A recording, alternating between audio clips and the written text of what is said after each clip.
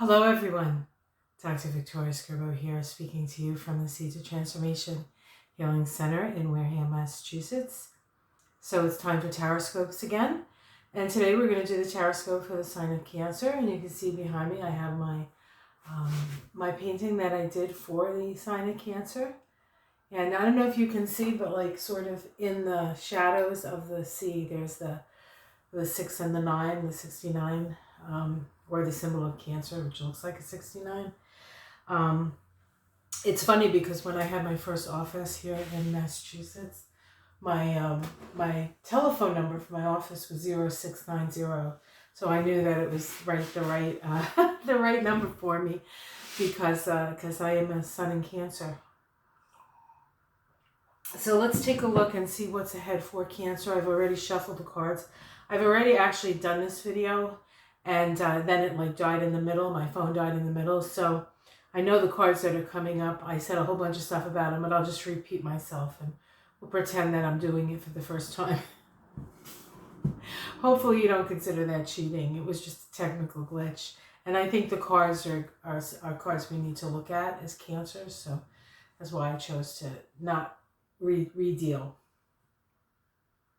So this is for the Taroscope for Cancer's Cancer Sun, Moon, Cancer Rising. And in the case of, the U.S., we live in a Cancer country. So as does Canada. Canada is a Cancer country as well.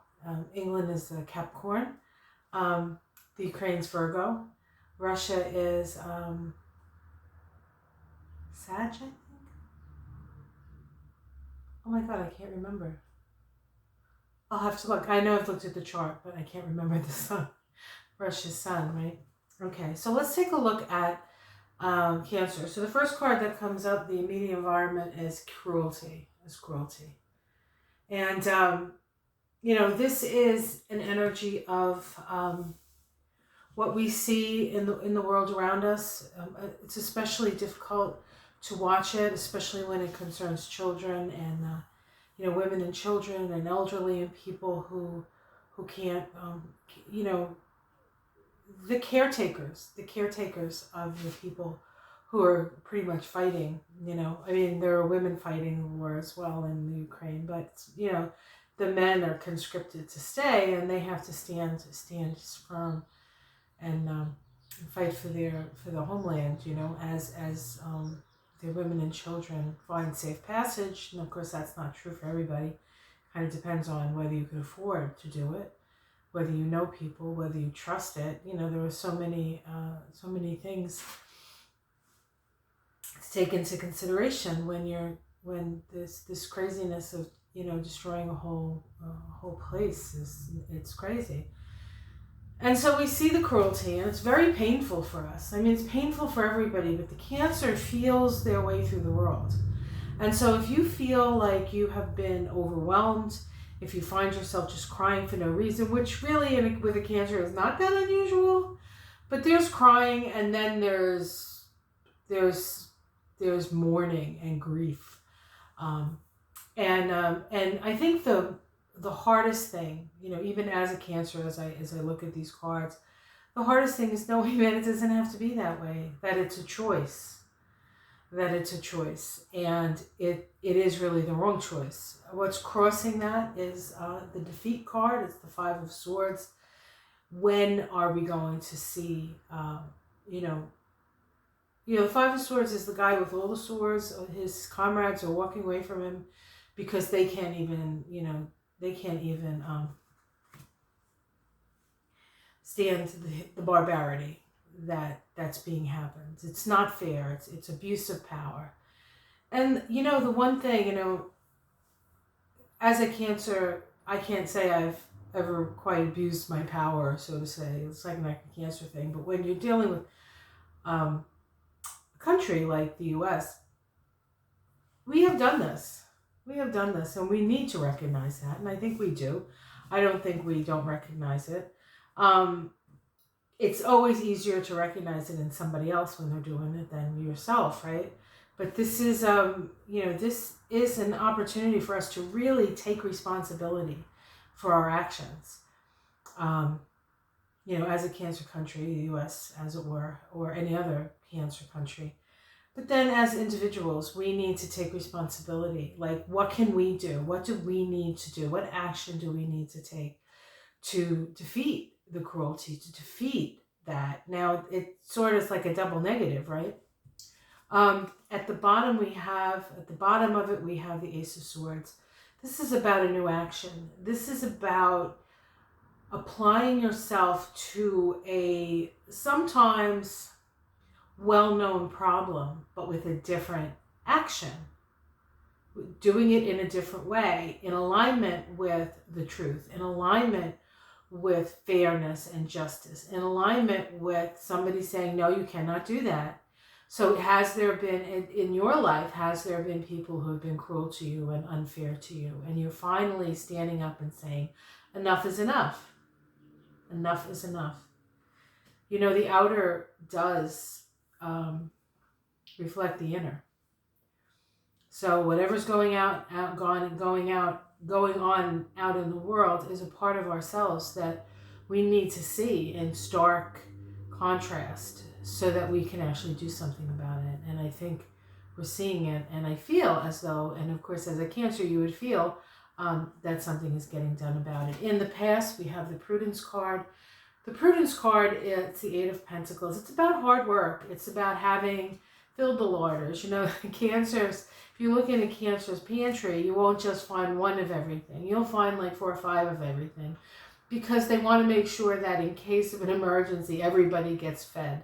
And I was listening to one of the readers, I can't remember which reader it was, and they were talking about how, I think it was Whimsy, she was talking about how like these soldiers, these Russian soldiers would come onto a farm, and the woman of the farm, the woman of the house would come out, with her babushka on and say, you have to give us your guns, you have to surrender, and I'll feed you.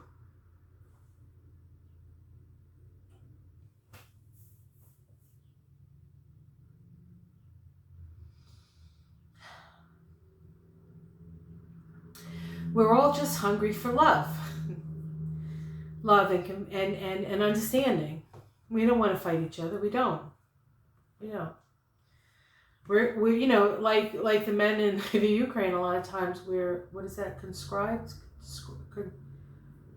Conscribed, you know what I mean. You must go into the army.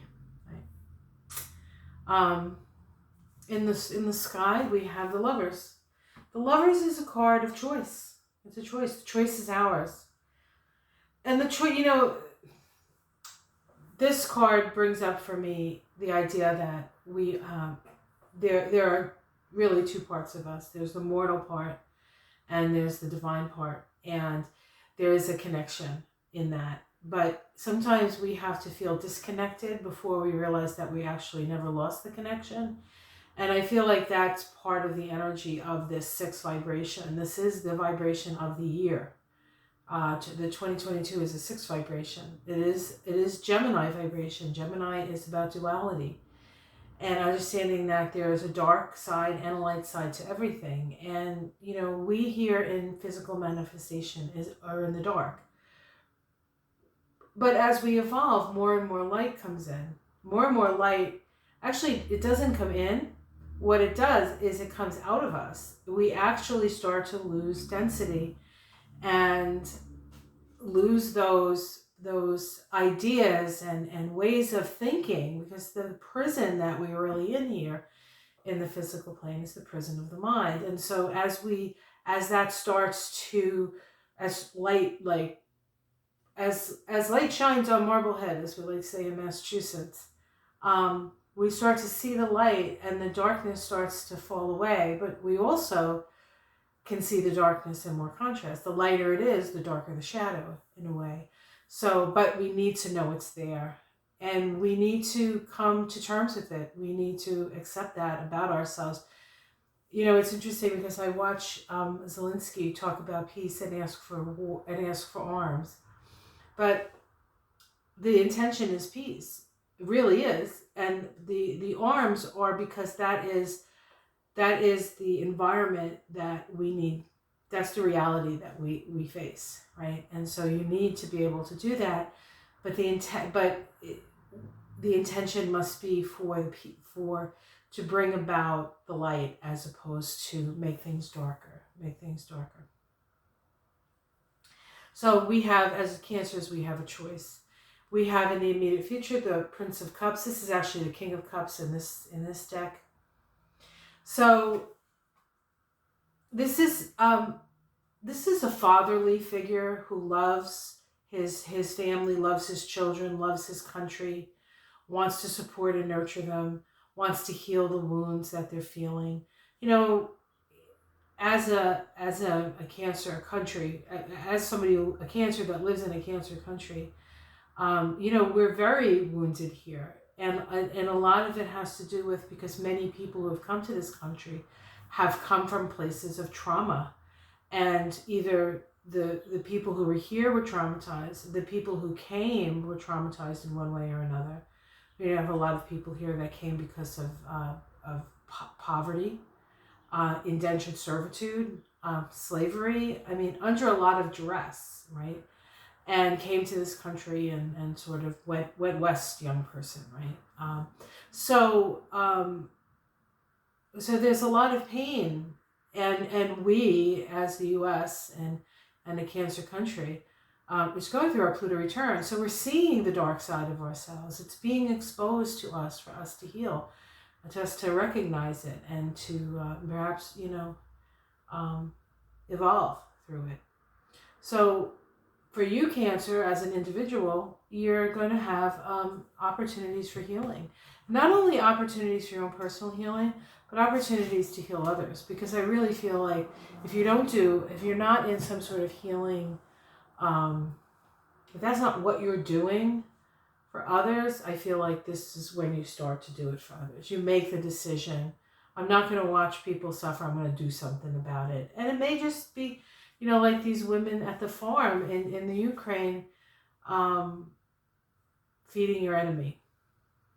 But under the pretext that you have to give us, you can no longer hurt us, and now we'll feed you. It's a beautiful thing. It's a beautiful symbol. How it's seen from the outside, the Queen of Wands. You are warm, you are caring, you are loving. Your heart's in the right place. You're inspired. You're passionate. You know, sometimes you're a little bitchy. But it's okay. It's okay. It's all good. Your domestic situation, the three of Wands, is a beautiful card. In the Kabbalah, this is the 2911 vibration, which vibrates to the word light. So in a way, it's the birth of light. The birth of light. And so it's when two things come together to create that third thing, right? The two people come together, and then we have the third thing being the mind of the two people that come together. So there's this trinity aspect. There's this trinity of manifestation. So things are going to manifest very, very quickly for you. And you're going to probably notice it most in your home. In your home, right where you live. That's where you're going to find it. Your hopes and fears, the sun. You want the truth to be seen. You want the sun out. You want people to see what's really going on with you. Or maybe you don't. It depends on who you are and what your intentions are, correct? Outcome, we have the luxury card here. This is, there's a certain amount of, it's luxury, it's feeling safe, but there's a certain amount of stagnation that can happen with this card. So we have to be really careful that in our safety, we don't like what we can, when things are really bad, sometimes you can just sort of dissociate from things, or you can complain, you know, because you're picking up the energy of dissatisfaction. And so you look around and you say, I'm dissatisfied with this, right? But there's always something being offered. There's always something being offered with that Four of Cups. And then we have the Empress at the end. The Empress is the goddess. It's creative imagination. It's intuition. It's our ability to create our life, to co-create. our life, right? So it is, in a way, on the tree of life, an even more powerful force, perhaps, than logic. All right, so underneath it all, we have the Ace of Wands, which is new beginnings, creative endeavors. This is God handing you the wand of power, the wand of spirit, the wand of passion. Follow your passion. Underneath it all, follow your passion. Art, this is the Temperance card. This is about alchemy. This is fire and water coming together, the alchemy of that. This is walking the path of the mystic. This is moving from our lower self to our higher self, located in our heart chakra. That's what this is. This is living your best life, Cancers. And then we have the Emperor, which is about dominion. So if you're feeling out of control and that you have no control in your life and that people are terrible to people and it's really overwhelming and it's really hard, that is something, I mean, we can have empathy and we can have sympathy, but what's more important right now is action. What action are you going to take to make your world better? And in making your world better, you make the whole world better. You know, not everybody has to take up arms and go to the Ukraine. Not everybody, you know, shining the light means shining the light. And one of the things that something like what's going on in the Ukraine does for us is it reminds us that the beautifulness and the grace that comes with being part of the human race when we start to work together instead of work against each other. Okay, so I am also going to pull a rune card. Now, I've had these rune cards for a long time, and I don't have the little pamphlet that comes with it, but I do have one of my favorite rune books. So we'll pick the card, and then I'll read it from my rune book. So this is a rune card. This is sort of like the oracle. What does Cancer, Cancer Rising, Cancer Sun, Cancer Moon need to know in the month of April 2022? April 2022 is 10-1. So it's about change. Everything's going to change in April. Is this Ingus? I think this is Ingus. Okay. So let me just pull this up. In fact, it is 22 vibration. You see that? Or does it say 22? Oops, sorry, guys. Here we go. 22.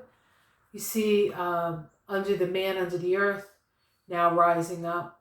This is the energy of the divine masculine in its nature, in nature form, right? The form of nature, the horned one, the masculine, virile energy.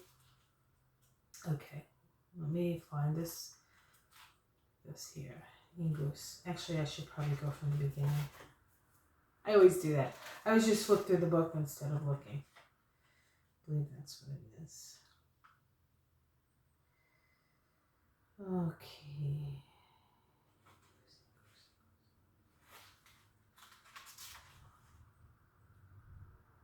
Ink 59.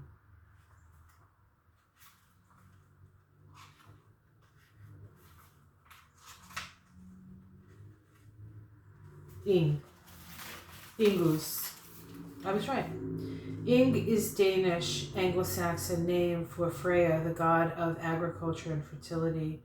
Freyr and his sister Freya was adopted by Asar from their rivals, the Vanir, a neighboring tribe more concerned with agriculture than warfare. Freya was often described as traveling around the countryside in a cart, attended by his followers, bestowing fertility and prosperity wherever he went. Okay. Divinatory meanings of this rune, and so I'll just do this so you guys can look at it. Ingus represents earth and nature, but particularly as it relates to us and as we relate to it. So this is our relationship to nature. It is the farmer and the laborer and represents hard but satisfying physical work.